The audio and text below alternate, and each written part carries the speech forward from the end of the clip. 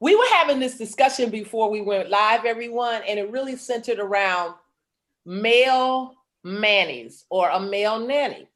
And we were thinking about this. There was a episode of The Doctors from 2013, and they were talking about whether or not you should hire a male nanny. So ponder on that question before we get started. I'm gonna have my other sisters introduce themselves. Up in the corner in the burgundy sweatshirt is my sister, D'Artagnan Winters. and down at the bottom is my other little sister with the braids, Miller. All right, everybody. So we hope you got your libation and you pulled up in front of the tube because we about to get lit. Y'all said the tube because we on YouTube tonight. Remember, this is the V.O.I.C.E.S RandomISH channel, and we're getting ready to talk about male Manny. So if you haven't liked or subscribed, hit that notification button so that you know when we make videos. All right. So like I said, we was watching this video about the doctors, everybody. So to set the scene for you, 2013, there was this big debate of whether or not a man should be a Manny, a male nanny, or a housekeeper. And so when I was telling people, I said, well, think Benson and Mr. Belvedere back then and there. So let's talk about the male nanny first, and then we'll get into the housekeeper thing. So I don't know, what's your feeling? We were having a pretty good conversation. So what did you want to say, D'Artagnan? You were talking about that.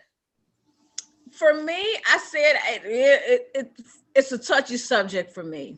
So I have a hard time trusting any man with young children, and they're not even, and they may not even have any type of anything that has to do with pedophilia or anything of that nature. But my mindset is like, I don't want any man that's not my daughter's father to be changing her diaper or to be cleaning her, giving her a bath or anything of that nature. So that's my mindset. Now, as they get older, like I said, it would depend on how old my children were before I would consider that. And why am I even considering doing a nanny or a Manny for that matter? Like, what are the circumstances that require me to do these things? So it was saying that when his child was born, his nurturing spirit turned on. So he was saying it don't have to be a man to have that. But I think that in our society, there's so many things that we've seen happen and so many things that have happened. We think twice about the opposite sex with our children. And I think that that's what it is. And I think it's even the same sex, because if you notice yes, that there's more women messing with children than there are men messing with children. So men that might be having to take on those roles because of the jobs have changed. There may be more men at home taking care of their own children, but I don't know if there's more men out caring for somebody else's children. Because I think for most women, and I can't say all, I can say most, when we see men in that role, it kind of makes us a little uneasy. So I want to talk to you. I want to bring it from a different perspective because it's what I do. You think about the hiring laws and non-discriminatory laws, y'all. Let's bring it on home. Because now you're getting into some dangerous territory. Yes. It's deep out here, ain't it? We want equality in the world, but it gets deep and it's dicey. Because now we want to be treated equally. We want to be treated the same way as men, and men want to be treated the same way. But we still have that question in our mind, regardless of whether they're great with children or not. We have that question in our mind as to what is your soul like? What are you doing? Like, why are you here? Why are you doing this? And once you can prove to me like you're anything to anybody, if they wanted to do that as a role, are we being sexist and biased and saying, Yeah, we are. I'm just gonna say yes. We are. But you can take it back to the conversation that we had a couple of weeks ago about women claiming to be fathers on Father's Day.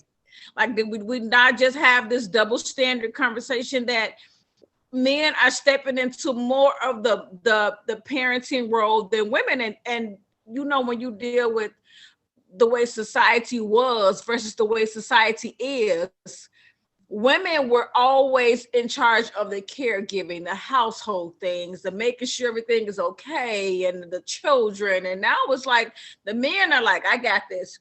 you go and do that. Step into the role of the mother. Parent, the primary caregiver role when the mother is out. Because here's the situation. I remember seeing something the other day, y'all, where a woman got like a real big serious promotion to a vice president of her job, right?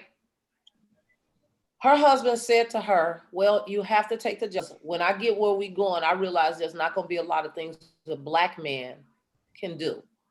We have to make moves that force us into doing things of our children. But back to the point, what is very biased, really good because a lot that's where we get into trouble. Yep. You are absolutely right, but it's still in our mindset to be that way. They can be male or female. Question for you on the table: are you hiring male au pairs out there? Because au pairs actually take care of children as well. So I want you to think about that from the perspective, and just tell us what your frequency is on that. We're going to segue into our other discussion right now. We talked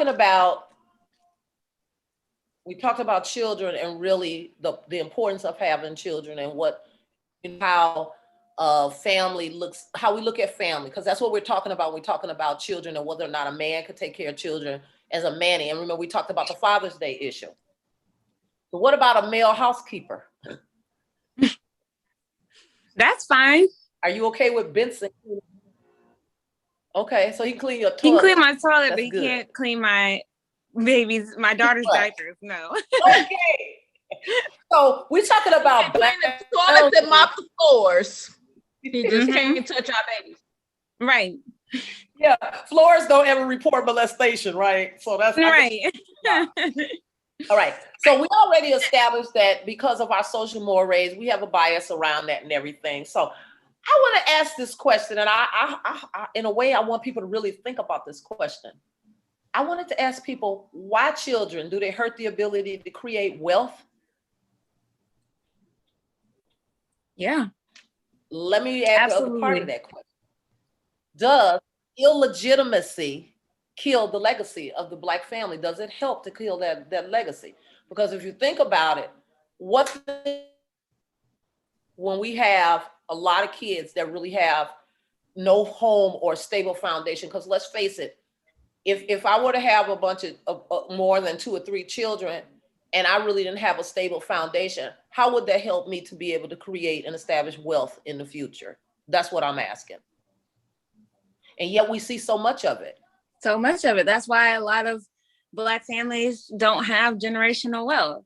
The whole thing is, go ahead, Mila. When you are, let's just say, and a lot of the time, when you have like children outside of marriage, what's mostly happening and typically happens is that you are not economically sound. So obviously, if you are not already economically sound, having a child compounds your poverty, because obviously it's expenses that you were not prepared for. And it's not, that just kind of cuts short your ability to be able to create economic wealth. Also, I saw a report that single parent mothers and fathers are almost always financially less well off than married parents. We're talking about, they get so offended by the baby mama term, and they're like, well, why is it always put on the women? So then they're pointing the fingers at the men, right? So then we start pointing fingers at each other, and we try to normalize and rationalize what is already happening negatively in our culture. So now, like, I don't know if you saw T.I.'s daughter, Zonique, she came out and she said that it's more of a commitment to be married with someone. Than to have a child with someone. So they have now adapted and normalized in their mind that it's actually better to just have a child with someone because marriage is in divorce. So, and they don't want to be told that, you should wait to marriage or, building wealth before you have a child, because they are so, half of the time they've already done it. They've seen their parents do it, and they don't want to be told that it's wrong. And they, like you said, they know it's wrong, but now it's so normalized that they want to make it seem like it's, bigger than what it is. I wish that they could hear from some of the children who are suffering as a result, because I know as a kid growing up poor, if I didn't know what I knew then, I hated my life. I hated everything about it. I hated being poor. I'm in a position where they're never able to leave and go do anything, or they end up dead. And you know what? It's Go also terrible because a lot of Black people have the idea that, oh, I gave them a roof over their head and clothes on their back. And that's not, you know, a quality life. I didn't ask to be born. Right. I did not ask to be here. So you have a responsibility to take care of me because I didn't ask to be here. So I'm saying, you know, that the wealth piece, like you said, Dartani, you got to plan for family. You know, just like we plan a vacation, we got to plan everything else in our life.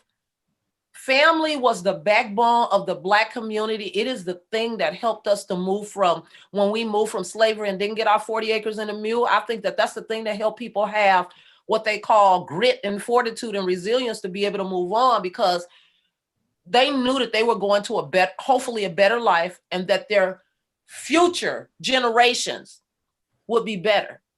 That's the purpose. When people have children, you're thinking about the future generations, and wealth building is for your future legacy. That's what you should be thinking, but how many people are actually thinking futuristic?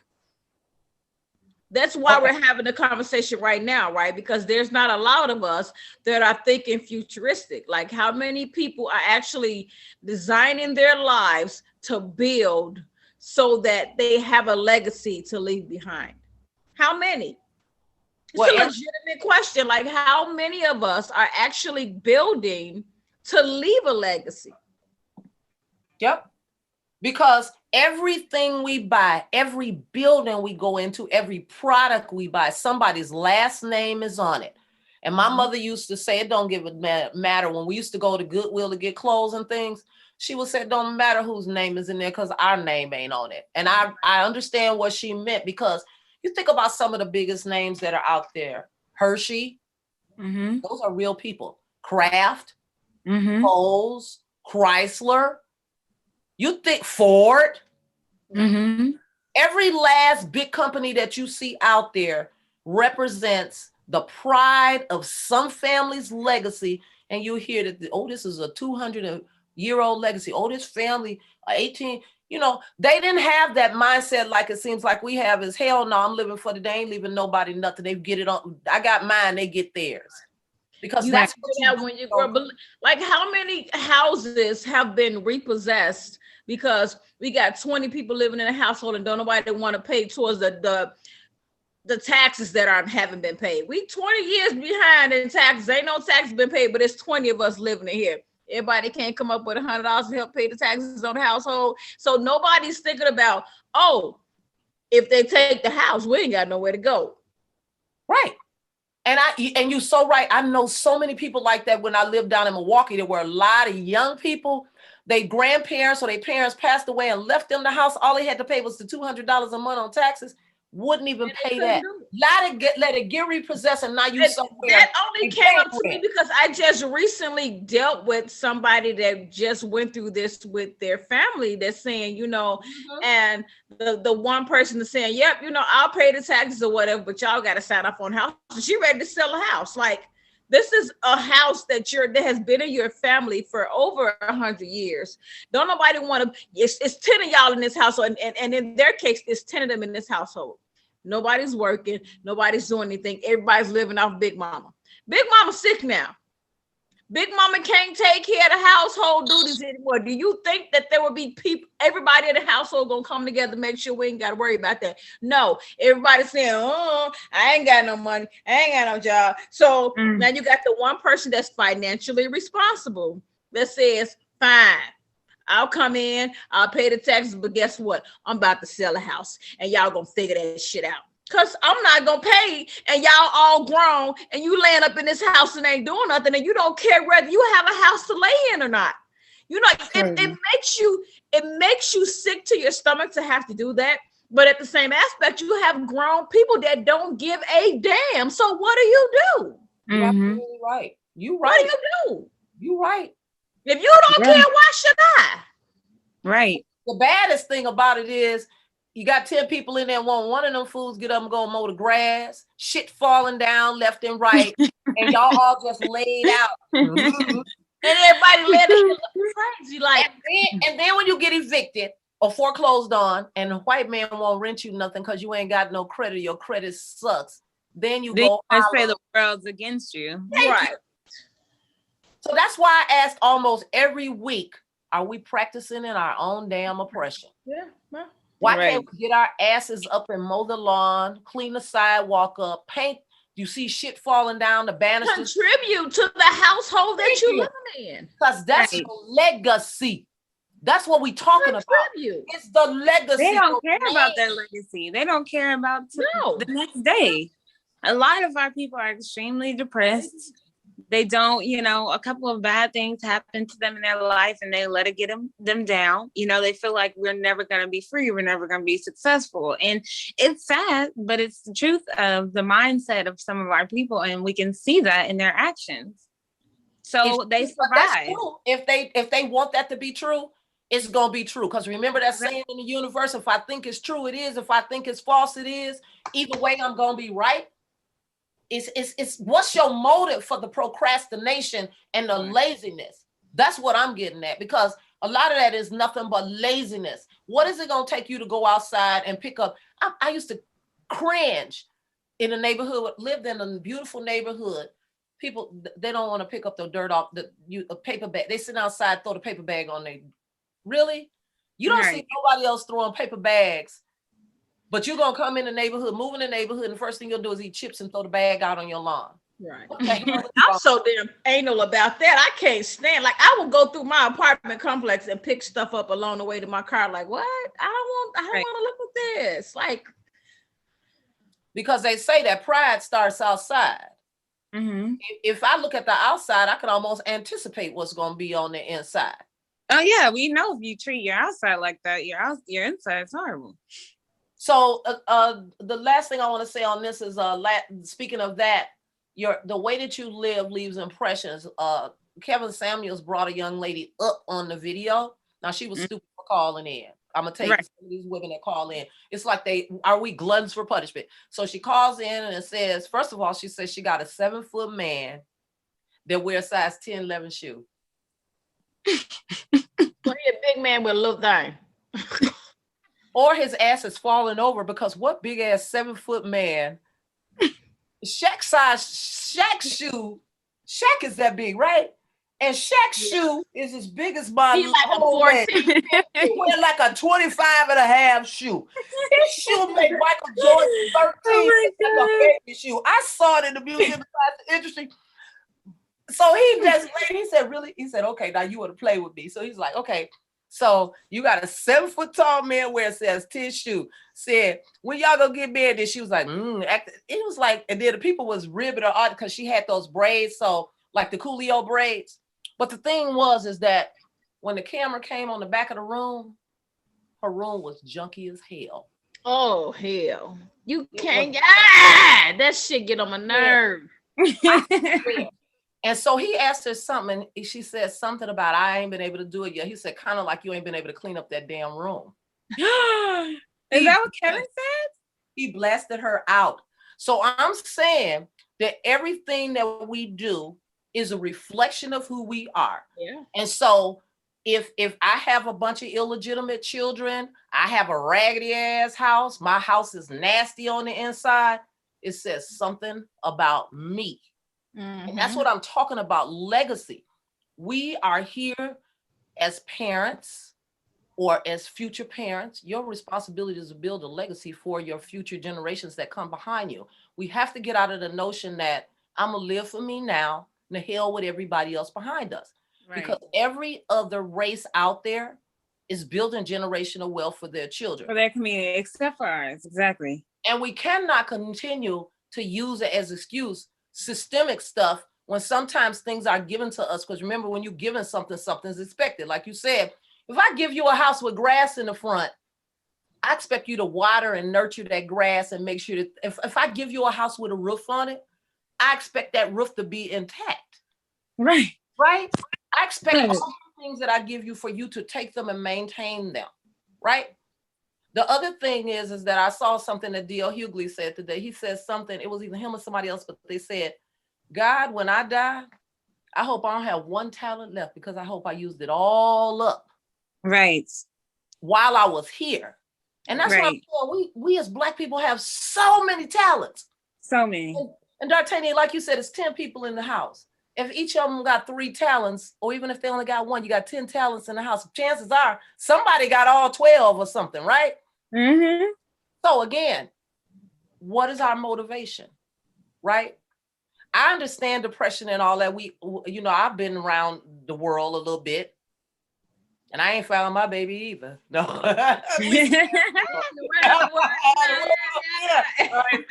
I had one up for a minute. I ain't found my baby.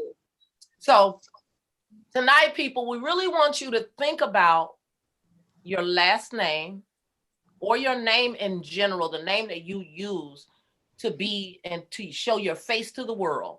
What do you want that to say about you? What is the legacy you're trying to build? What is your motive for not building a legacy, right? We don't want to continue to be on the path of illegitimacy and illiteracy to kill our legacy. I guess that's what I'm saying. So let's do some final closing thoughts here tonight. We had a really good show tonight. I really enjoyed this. Let me just see if there's a couple of other things out here that we just want to ask our people. Nope. I pretty much want to know, what are you saving for? As D'Artagnan would ask you, are you saving and what are you saving for? Right. What does your future look like? What does your future look like? Mila, what are you asking them? Yeah, same thing. What are we, when we are living, are we just existing? Are we trying to build something? Are we trying to leave something behind for our future generations? We got to stop being selfish in our actions. We have to start thinking about what we do before we do them. And I just want you guys to kind of make sure that our steps are not just useless and pointless. Make sure that you are doing something that means something. And also, this is a side note before we close. So, why, like we were talking about, it says a lot about someone who has several illegitimate, oh my gosh, the sirens are going out over here. Illegitimate children. It's also kind of like, what is the mindset of the people who keep signing up to be another one of, their partners?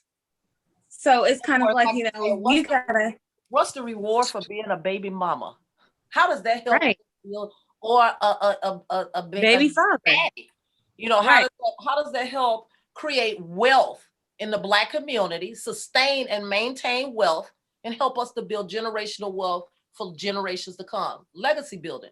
Jay-Z said it. Remember, Jay-Z talked about what legacy was in that, 444 album? There's a whole song he did about legacy.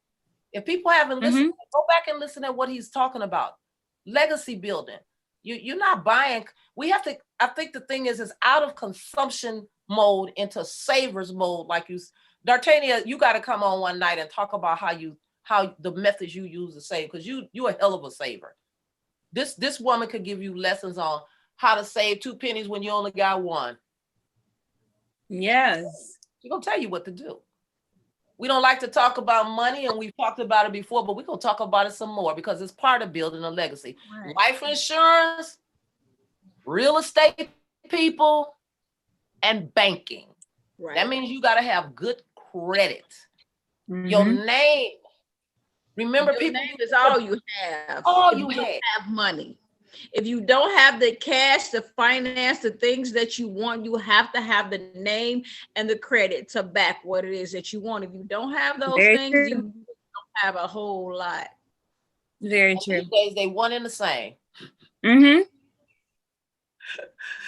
All right, people, we hope you enjoyed the show tonight. If you did, hit that like button. Make sure you comment, share. We want to know what's your frequency. We really do. We will be broadcasting on our channel. We want to thank you for showing up tonight, and we'll see you next week on Teakettle Talk. All right? Bye. I'm Eldridge. Good night. This is D'Artagnan. This is Milla. Good night.